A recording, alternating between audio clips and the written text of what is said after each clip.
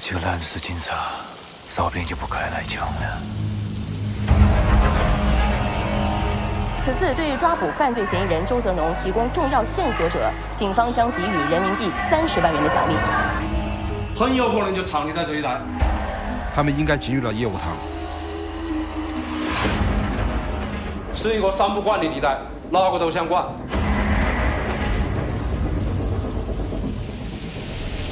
你是周泽龙龙哥吧？听到的。他和上交要我来的。